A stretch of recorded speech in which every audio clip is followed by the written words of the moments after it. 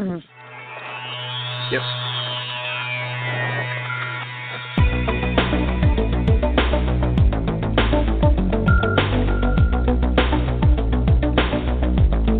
Welcome to Real Estate Coaching Radio, starring award-winning real estate coaches and #1 international best-selling authors, Tim and Julie Harris. Real Estate Coaching Radio is the nation's #1 daily radio show for realtors who demand authentic, real-time coaching.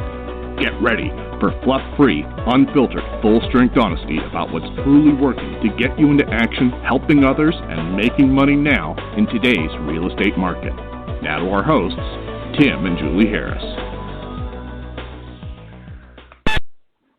Welcome back to Real Estate Coaching Radio. We are your humble, happy hosts, Tim and Julie Harris. I haven't said that in years, Julie.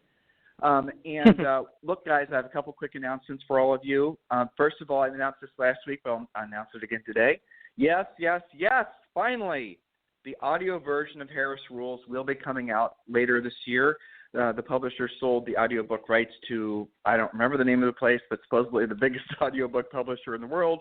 And they're going to be producing the audiobook version, which should be coming out later this year. Hopefully, I'm guessing in the next 60 to 90 days. But, frankly, given my experience with publishers in general, it might be longer than that. That's announcement number one. Number two is, yes, we are going to be producing a new book, but we'll be talking more about that over the next few months. The book is going to be focused primarily on wealth building, on money, on finances, on investing in real estate, on all the other things that we touch on throughout this podcast, but we're really going to drill down on because we've noticed that you guys really like that content. And I know from having spent, the past, I don't even know how many decades researching and exploring and, sort of parsing through the good information for the bad information, I know how hard it is to find this information. So the new book I'm really excited about, and Julie's taken on the challenge of writing yet another book, because Harris Rules was mostly written by Julie. So for that, I say thank you, my dear. Yeah, of course. It will be my pleasure. And third announcement. I think actually this is going to be great. I am looking forward to it, and they'll be hearing a little bits and pieces on the podcast, so that's something to look forward to. So back to you. Third announcement, and this one's really fun. So Julie and I are going to be in Dallas in August, and we're going to be in Arizona. I forget which month. Was that May, Julie? And if you guys would like to come, the Dallas event is really exciting because we're going to be there with Tony Robbins, and we're going to be talking more about that. And one of the ways we're going to celebrate this event is that we are going to be giving away tickets to attend the event for free. And I'm working on that campaign right now, but maybe I don't even need to create a campaign. Maybe all I need to do is basically throw out a slick text number and you guys will then pursue it. That might just be what I do to save a lot of effort. But here's the bottom line. If you would like to attend this event with us, we're going to be for free. Now you're going to have to pay your own airfare and your own hotel and the rest of it. But the ticket sales I'm sure that the tickets will be sold out. There's going to be 3,000 people there. The tickets will be sold out probably within the first 24 hours, but we had to pay for a block of 100 tickets. So, that cost us, I think, $20,000 or $30,000, and we're going to be giving those away. So look for an announcement on how you can get your free event ticket, and that's going to be coming sometime in the next couple days.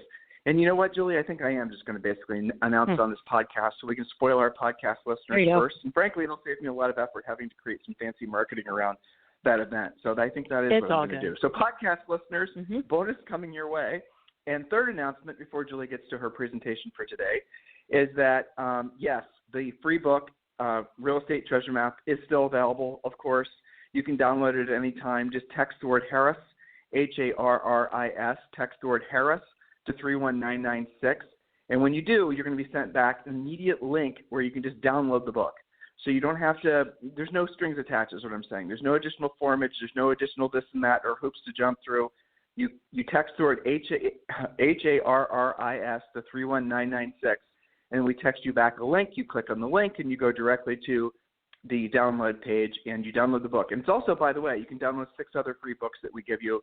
Your 12-month lead generation plan seems to be one that people really like and things like that. But the treasure map is definitely – the absolute fundamental, even if you guys were coaching clients, and many of you are, thousands of you are, we would have you do the treasure map first. That is basically establishing your roadmap for the next, usually at least the next 12 months, and then you want to reset, you want to sort of do the treasure map again so that you can reestablish your goals and expectations for yourself. And I'm going to, before we move on to Julie's next point, I wrote this question down. This is something that Julie and I are going to do a podcast around, but it's an interesting concept. And here's the question, and I want you guys to, this question is designed to open your minds to what we're going to be talking about today. Some of you, most of you, have either written down or in your head goals for the next 12 months. Let's just say you have 12-month goals of things you want to accomplish. Some of you create 5-year plans, but let's just focus on the 12 months. So the question I have for you is, could you accomplish your 12-month goals in 90 days? Could you actually do it? Now, so I'll tell you where this thought came from. Last year, Julie and I, we wrote our 12-month goals down. Julie and I are big, avid, believers in goal setting, and in the treasure map, we walk you through the exact process that we go through ourselves. But yeah, so we wrote our goals down at the beginning of last year, and then we got into probably it was about this time last year, and then we said to ourselves, what if we were to focus on accomplishing all of our 12-month goals by the end of June, within 90 days or 120 days or whatever, and we did. And then what that allowed us to do was we then created new goals for the following 12 months, and now we're well on our way of accomplishing all those as well. So here's what the interesting education for Julie and I on that was that even operating at the level that we hold ourselves accountable to, we still were inefficient in the manner and what we expected from ourselves. That's really the bottom line. I mean, Julie, am I being too hard on us, or is that probably a fair statement? I think you're right. I think it makes you question, why do you give yourselves, the collective you, us included, why do we sometimes give ourselves too much time to accomplish certain goals? Why are, it even reminds me of closings. Why do you write a 60-day closing when you could do it in 2 weeks? It just means you have to work a little bit harder and be more organized. So why do we do that? I think it's a form of procrastination, actually. Yeah, I do too. Well, and ultimately, I'm writing something down. Sorry. Ultimately, people don't want the pressure. They don't want the pressure, right? They don't want the pressure, or they think they can't accomplish it, or they've never done anything like that before. So I'm just going to I'm going to throw that out to you guys, because when it comes to finances, which is what the topic of today and yesterday's show is about, is the finances are the things that, generally speaking, we give ourselves the most latitude towards accomplishing. And as a result of that, we never actually accomplish anything significant financially. You might have a few good months and sock away, put a few more steaks in the freezer, money in the bank. But then what happens is you have some bad months, and the money that you saved that you thought was going to go towards, something else is then used for paying your bills and things like that. So this ebb and flow, this back and forth, for a lot of people, especially in our business, but really for everyone, has become normal. People have just expected that that's how you're supposed to live. And then when they look around, they talk to all their friends, everyone else is basically living the exact same way. And so they just assume that's normal. And then what happens is the insidious politicians start weaseling their way and their, insidious thoughts into your head, making you believe that somehow somebody external, is doing it to you. This party or that party or this set of beliefs or that set of beliefs is the reason that you can't get financially ahead. All this sort of bullshit manipulation. And what eventually will happen, not for all of you, but hopefully for some of you at least, is you're going to realize that ultimately everything that happens to you is your responsibility. And I mean the good, the bad, and the indifferent. Ultimate responsibility. If you're not where you want to be, if you're not who you want to be, if you're not hanging out with who you want to hang out with, if you're not eating the food you want to eat, if you don't look like, all the things that happen to you are a result of your past decision making. And just to put this in perspective, this is really how, when Julie and I are coaching somebody, this is how really deep we go into that concept.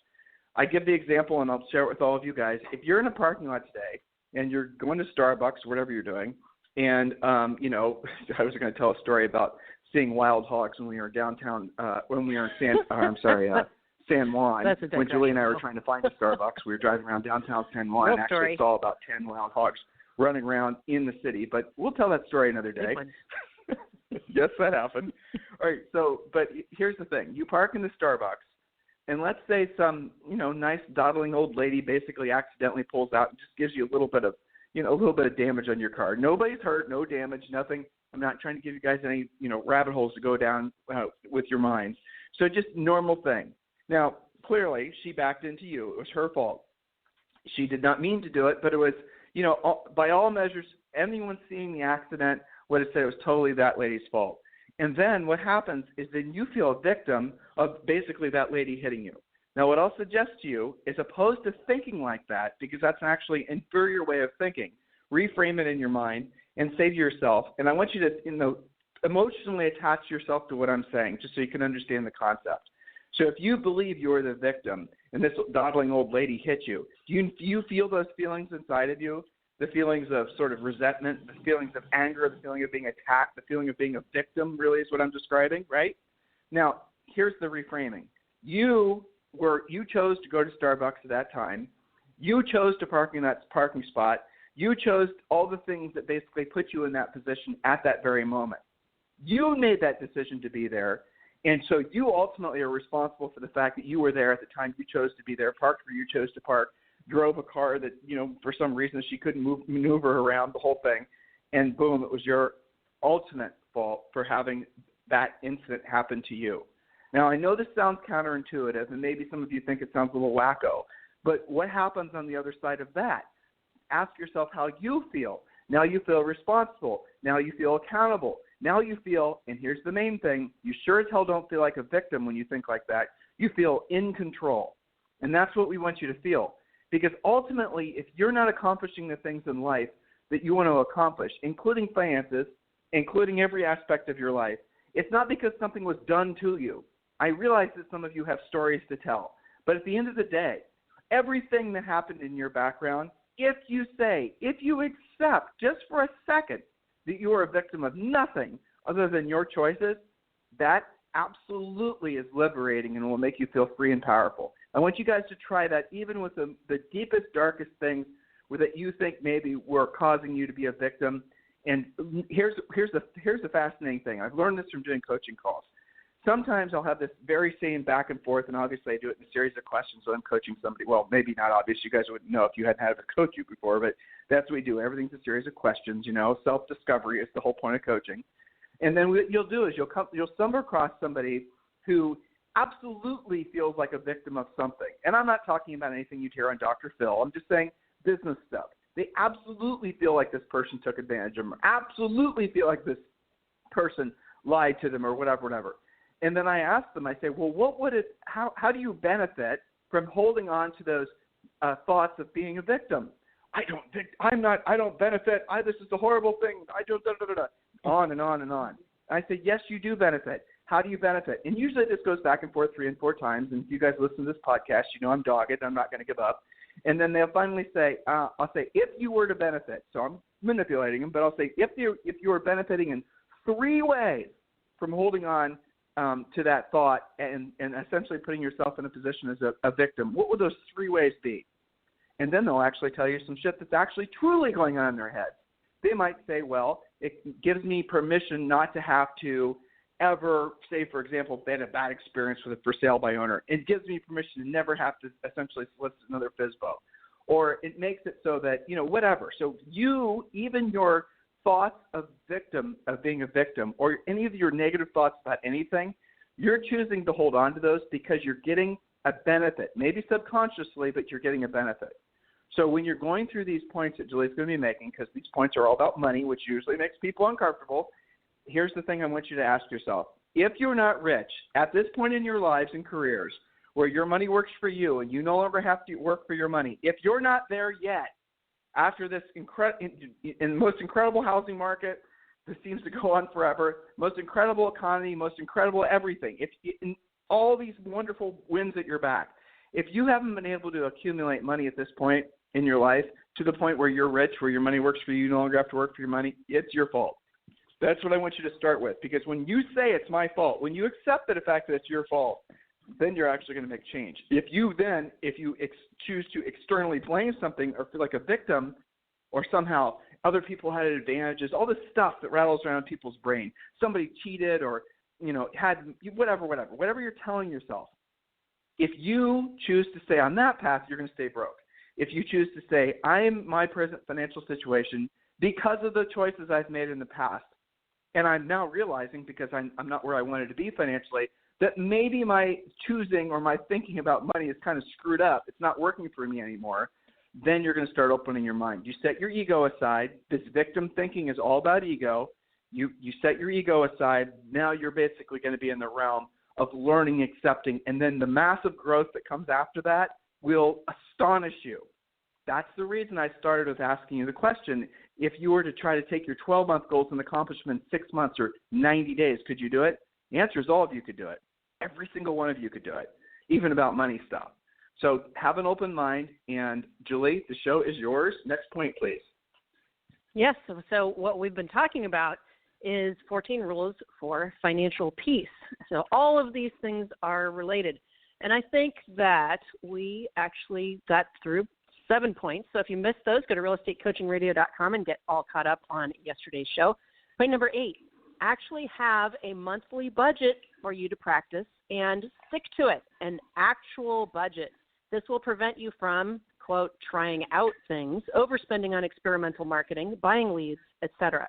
Actually have a monthly budget for it. How many of you guys can tell me I spend, X percent or X number of dollars on my real estate practice? Or is it all about trying it out and maybe tracking it and maybe not, seeing if it works out and maybe not? When we do the real estate treasure map with you guys on a one-on-one basis, it's not unusual because we do force you to do this, okay? As Tim said, makes you a little bit uncomfortable. You have to get into all of your credit cards, your checkbooks, and see what's going on. It's not unusual for us to find, 4 or 5 different things. Sometimes they're like $9 a month, but it was supposed to be like somebody monitoring your website that you haven't talked to in 6 months. Whatever the case may be, do you actually have a monthly budget? So these are 14 rules for financial peace. That was number 8. Number 9, chart your savings goal on a whiteboard, a posted spreadsheet, somewhere you can actually see it grow.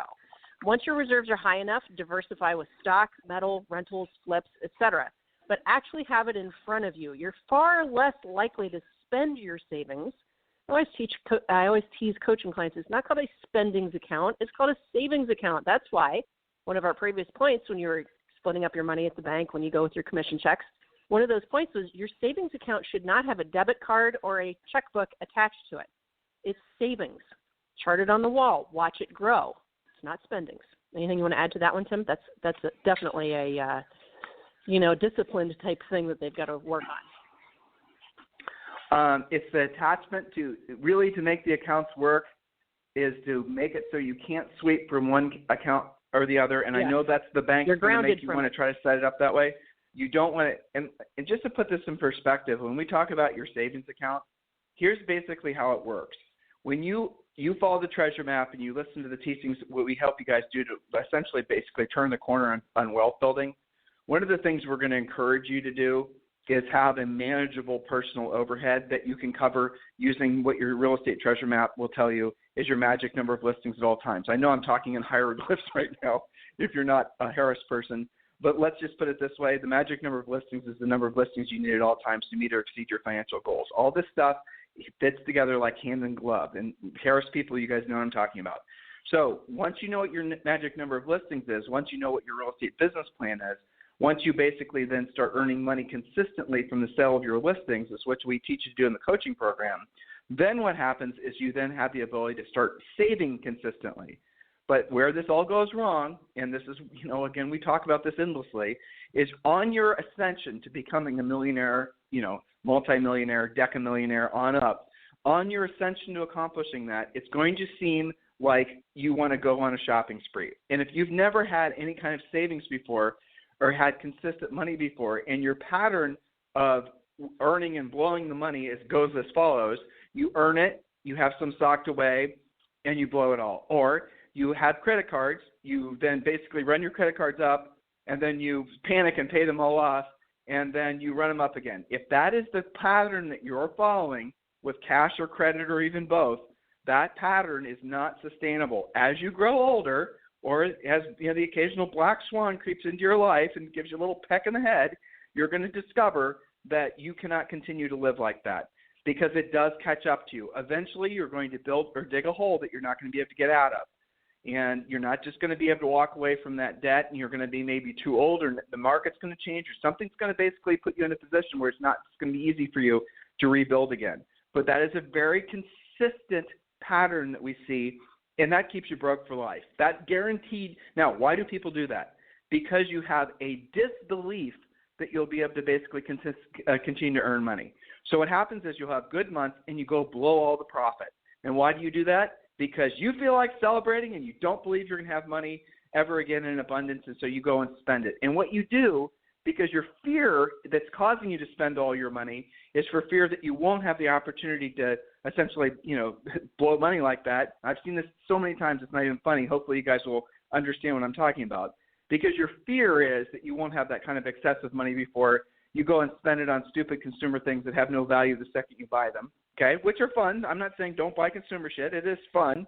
There's nothing wrong with buying stuff. That's, we're spiritual beings and physical incarnations at the end of the day. But then what happens is that you spend all your money, you get rid of you run your credit cards back up, and then you wash, rinse, repeat. You do it over and over and over again. And you never allow your money to work for you because you are spending all your principal. You're spending all your investment money. And people do that because, okay, you have a good month. You have $20,000 saved. You, for the first time in your life maybe, have had $20,000 in cash that's not, denoted to something, a roof or, paying off a college tuition bill. And then you start spending it saying, after all, you only live once. Stop and smell the roses and all these other dumb things people say. Then you spend the money, and now where is that really coming from? A scarcity-minded mindset of the thinking that you won't have the opportunity to splurge like that again. Get it? That's where it all happens, and this cycle goes back and forth, and people never accumulate anything. When you hear about, I was reading guys' notes from the Wealth X report the other day. The reason that there's such a dramatic increase in people with, have a very high net worth between $5 million and $30 million. The principal reason there's so many more people in that bracket than there ever has been before isn't because people are cheating on taxes, or it's not because of inheritance, or not just, again, remove the political bullshit. It's because asset appreciation is working in their favor. They have assets that are appreciating. Assets would be things that are, asset could be just about anything if we're just using the technical term. But for the sake of appreciating assets, you're looking at, really the easy button for you guys is going to be real estate. But the stock market's been an appreciating asset if you've had securities. Gold recently has been a very amazing investment, things like that. So when you look at why rich people, generally speaking, once they cross the threshold into that $5 million net worth category, why they, generally speaking, don't take a step back, it's because they've learned the discipline of consistent savings even when they hit that threshold. But then what they do is they've accumulated assets, and the assets continue to appreciate in value. Like you guys heard, for example, Warren Buffett and all these other people, these billionaires, people with tens of billions of dollars in net worth. They're saying, I'm giving my money away. Well, here's what they're doing, and I want you guys to think about what I'm saying, because it's fantastic that they're giving the money away, but they're giving away essentially the appreciation or part of the appreciation on all the assets that they own, for example, in the stock market. So when you looked at, there's a big hoop-de-doo last, 2016 about all these billionaires who are giving away all their money, Bill Gates and Warren Buffett and all this others. Okay, well, they've been giving it away. They've been investing in really amazing things. 100% hats off to them. And yet, when the Forbes richest people in the world list comes out, they're still right where they were before they made that pledge to give all their money away. So what's going on? Because when you have freaking $50 billion, the amount of appreciation or the amount of increase in value per year on your assets is going to be in the billions. So if you just give away a part of the appreciation, you never touch your principal. You guys understand what I'm saying here? So get to a point where you don't have to even, if you can't even fathom being a billionaire, that's fine. Just get to the point where you have financial security, and then you have financial independence. And that only comes from being rich, where your money works for you and you no longer have to work for your money. And it starts with the consistent savings, which I know is boring, but you've got to do it, just like we prescribed to you yesterday. Julie? Yes, which leads right to our next point, number 10. Once you are debt-free, except perhaps mortgages, pay cash or pay it off monthly to keep yourself out of debt. That ties right into what you said, the whole scarcity mindset about, my stupid alarm again, the scarcity mindset about blowing it because you don't think you're going to have it again. So often we'll see people get out of debt once, celebrate that, that's all awesome, And now their credit's improved and their cash flow is improved. So what do? They go right out and get back into debt. And maybe you upgrade your house. That's fine. Maybe upgrade your car. But don't get back into consumer debt. Once all that's paid off, you got to make sure you pay it off, pay cash, and stay that way. It's much better. Hey, Point Julie, number 11. Can we drill down? Yeah. You just said something. Yeah. It's, I mean, my coaching hat is firmly on today, but this is also worth mentioning. So Julie just said something else. All right. So when you basically accumulate money and you've got some money stored away and you've got some security that's basically coming your way, and then you basically stop working as hard, what's going to happen is there's no such thing as complacency. You cannot stay in the same position. So what we're asking you to do isn't just something you do for a short while and then you're there. You have to basically change your mindset about essentially the discipline of saving money, and you have to do it consistently. And if it happens in a rudimentary way, like you're literally just saving it into what would be essentially a child's passbook savings account at the bank, don't worry about it, because eventually you're going to get there. Eventually you're going to discover, because as you pay off your debt, now savings is not used for debt at retirement. Savings is not used for taxes. Savings is not used for anything else other than savings. And as that account starts to build, first you start out by stocking away 10%, and then as your debt load from, we teach you this in the treasure map, just text the word Harris to 31996 to get the treasure map. As your overall debt starts to be paid down, and then eventually you start paying things off, you can actually increase the amount of savings that are going to your savings account. That's the point of all this. It's a discipline, guys. It's not necessarily something that you're going to jump up and down about. You're not going to feel the benefits of it for a long period of time, but the benefits will happen, I promise you. Julie, next point. That's right. I've got to scoot to Premier Coaching, but I will do this point, and then maybe we'll have a part 3 of this. Well, this one's a little bit controversial, though, so I'm just going to leave you with this point bomb, and then I'm going over Thanks, to Premier. Julie. Okay, point number 11. Help your kids or grandkids figure out how to pay for their own higher education. How about that for a financial point, right? We have coaching clients that are putting that first, and they don't even have their own savings work thing to ruminate on, and I'm going to go over to Premier Coaching and leave you with that one. Well, I'll tell a story, and that was a good tee-up, Julie, and thank you for the great notes. I've had in my coaching career just tens of thousands of coaching calls, and many of them, when we get into the weeds about people's financial situations, what I quickly discover, and again, some of you are going to be all crossed up about this, is that you guys are paying ridiculous amounts of money for your kids' education and you're not saving any money to take care of yourself. I've had so many coaching calls with people that were, frankly, Julie and I's age, 5 years, younger, 5 years older, who have no money saved for retirement, no money saved to take care of themselves, none. And yet they basically are squirreling away money to pay for kids' private schools and all the rest of it. And here's the thing, and I think, again, I realize this is a total sacred cow for so many people. And maybe you live in an environment where you have like where Julie and I live right now in Puerto Rico, the public schools aren't even an option, just for a variety of reasons. Number one being that the English is not the primary language in the public schools here. So Zoe goes to this really amazing school that's an international school, but it also costs a lot of money. So we don't really have a choice. You might be in a situation like that. Now, many of you do have a choice, and yet you're still sending your kids to these really expensive schools, even though the non-expensive schools or the public schools would do just fine. Why are you doing it? Why are you doing that? And here's the answer. You're doing it mostly for ego, not because they're getting a better education, or frankly, not because they need necessarily to have that level of education for whatever career path they'll be going on. So if you're planning on basically paying for your kids' college education at the cost of your own financial security, at the cost of your own retirement, and frankly, your own mental and physical health, that's a mistake. Make them pay for it themselves. Or better yet, maybe they need to really consider the fact that college isn't the path for them to go on. There's so much information that, if you just open your mind to it, you'll realize that essentially a college degree has become so common and ubiquitous, an undergraduate degree, just a liberal arts degree. It's become so normal that nobody really has an advantage anymore like they used to. Like when Julie and I were starting to look at colleges back in the late 80s, I had a partial scholarship, Julie did too, and all the rest of it. But here's the thing. Back then, not everyone went to college. Back then, when you had an undergraduate degree, let alone an MBA, it mattered. Nowadays, it doesn't.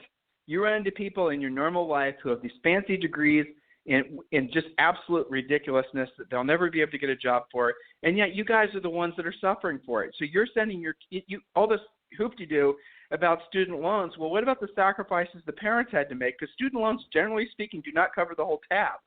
So if you're essentially sacrificing your mental and physical health for the sake of your kid's education, and you know your kid is going to go to college and get some degree in something that he or she will never be able to basically, get a job for doing, why are you paying for that?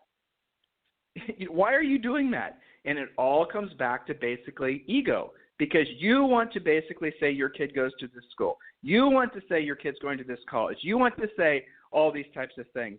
But is that really worth it? Is it really worth the sacrifice that you're making? What could you actually do with that money that would be maybe more beneficial to you and your family? I know one. You could actually start saving some money, pay off your house, have some financial security, start spending some more time with your family. These are just things you guys need to seriously consider. I know that particular point. There's the reason Julie just left it from. She basically gave me the grenade with a pin pulled on that point. But that's something that some of you guys need to seriously consider. Is college really even necessary anymore? Is it even worth doing? What is it the kids are learning in college? Are you in alignment with some of the values that these kids are learning in school, in college nowadays? Is that really what you want to be paying for? Are you sure? Have you actually taken the time to look? Or are you basically just following this old software of the belief that you went to college, you kids have to go to college? And some of you say things like, well, my parents paid for my college, so I'm somehow morally obligated to pay for my kids' college. No, you're not. You're not morally obligated to pay for your kids' college, because guess what? When your parents paid for your college, it costs as much as nothing. When Julie and I went to school, I went to 3 different universities, and Julie went to 2, and one of the schools we went to together was Ohio State University. When we went to OSU, the total quarterly tuition was like $850. When you went to school, probably most of you, it was that or less. And now what does it cost to go to OSU for a quarter? I don't even know. I'm guessing it's probably 5, 6, maybe 8,000. And this is the largest university on the face of the planet. And I promise you the education you receive there is not that great because there's so many people. Back when we went there were 60,000 kids that went to Ohio State University. Think about that. You think they're really giving a crap about quality of education? Not really. So moral of the story of what I'm trying to share with you guys is when you start benchmarking, well, my parents paid for my college education or for my kids, and now I have to do the same thing. Your parents were basically not having to save as much money and sacrifice as much to accomplish the same goal. So just maybe think about that. Maybe reconsider that path, and maybe then start putting some of that money towards your own debt retirement and your own financial future. Because I got news for you. Your kid that graduates in the, I don't even know, the performing arts degree with a focus on whatever, and never gets a job other than Starbucks, you think that kid is going to actually start earning enough money to make it so that you don't have any financial worries? Remember I told you guys this the other day on the start of the podcast, and I got this statistic from the Social Security Administration's website, which is amazing. And again, I shared this with you guys too. If you guys are into wonkish analytical information about money, go to the Social Security Administration's website. They're the greatest gatherers of facts you'll ever discover. So one of the things I discovered was that essentially, I don't remember the exact number, but it was essentially 90 or 95% of all Americans when they reach retirement age at 67 is either dependent on the government or their family, or usually both, to basically pay their bills. So if they have a family member that'll chip them a little bit of money now and then, that's fine. But most people, essentially, when they reach retirement age, Americans, when they reach retirement age, are basically 100% dependent on their Social Security checks. They've never saved any money. They have no real assets. Maybe they've paid off their house and things of that nature. So their golden years, if people even say that anymore, are essentially living maybe above the poverty line. And then if they had to do all that over again, and they look back to where they were spending their money, I wonder if they would have paid for Johnny and Susie's education and, pottery and women's studies in Oberlin and, that cost, $55,000 a year. I wonder for an undergraduate degree. I wonder if they would have done that. Why did they do that? What was the whole thought behind that? See, guys, this is what I'm telling you. Some of the reasons you haven't accumulated more money and you're not on the path to accumulate more money is you're still following software that's obsolete. The times have changed. Everything's changed. If you really want to do your kid a favor, here's the best idea for you. Get them into something that's going to allow them to actually earn a living. Okay? That's really basically it. Get them to do perhaps a trade. Get them to do something, research, and I know some of you guys are going to roll your eyes at this thought, but research to see what the average plumber in the United States makes versus the average, liberal arts degree graduate kid at the same age. The plumber earns like 5 times as much. And it's projected that the income that kid will get, or a person will get from just doing that trade will be more. But why don't parents encourage kids to do trades? Why do you think? Because they want to brag about Susie and Johnny going to, some ridiculous schools, studying some socially approved do-gooder type thing that somehow makes them parents feel that. It's all ego. So if you really want to help yourself and help your family, maybe, again, load up some new software, at least challenge your assumptions and beliefs that you have with regards to these types of topics. That's all we're supposed to do on the show, is we're just trying to be fire starters to help you guys maybe hit the hard reset button. Not all these concepts are going to resonate with all of you. I get it, and I totally understand. But for some of you, this very thought is probably going to be transformative. Maybe you were planning on, working your knuckles to the bone and putting away $50,000 for your kids' educations, but you realize your kids probably aren't, if they go to college, they're not going to go to expensive schools. They're not going to get, they're going to do things that are probably not going to line them up for gainful employment when they get out of school. Maybe you should rethink that. Maybe that's not the smart move. Julie and I, when Zoe was born, we fully funded her 529. And that's the way to do it if you ever have anyone that's basically, when you fund their 529s and their kids, it's the way to go because it's as cheap as it's going to be. But I told Julie, if Zoe gets to the point when she's graduating from high school, if she's not going to be using the money that we set aside to go to college to get a degree in something that's going to give her a job, I told Julie she ain't getting it because we're not going to waste that money. It's ridiculous. Why would you do that? What college has become for most kids is basically 4 years of partying. Well, let's be honest, more like 5 or 6 years of partying because nobody graduates any more in 4 years. Interesting thoughts, right? Totally off our beaten path, but things you should consider. So listen, guys, thank you for continuing to make this number one listened to daily podcast for agents, probably in the world, but that's a little bold, so I'll say definitely in the United States. Do us a favor, share this information with other people you know. Help us continue to basically have this be such a popular show. We're going to do things in the next 3 or 4 months that you're going to all benefit from. The Tony Robbins event in Dallas is something we're really excited about. We're going to give you more information on that. And like I said, I'll announce how you can get your free tickets to the Tony Robbins event sometime, maybe probably Monday, Tuesday, Wednesday, sometime next week or so. And we only essentially 100 tickets. So we've got 100 tickets. Whoever grabs them first is who's going to get them. We're going to have you complete a little simple survey, things like that, just to answer questions. Basically, I don't want to be giving the tickets away because they weren't free. These tickets cost $200 each. I don't want to give these tickets away to somebody who's not going to show up. So there it is. All right, guys. So listen, anytime you need me for anything, feel free to email me. I'm sorry, I always say email. Isn't that weird? Text me, 512-758-0206. Text me if you want to talk about coaching. If you want to talk about joining our EXP Realty group, just text me at 512-758-0206.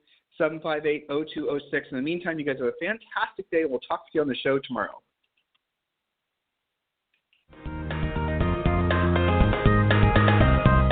This program has been a presentation by Tim and Julie Harris, Real Estate Coaching. For more information on our real estate coaching and training programs, visit our website at timandjulieharris.com. Remember to tune in weekdays at noon for upcoming shows, and until next time, thank you for listening to Real Estate Coaching Radio with Tim and Julie Harris.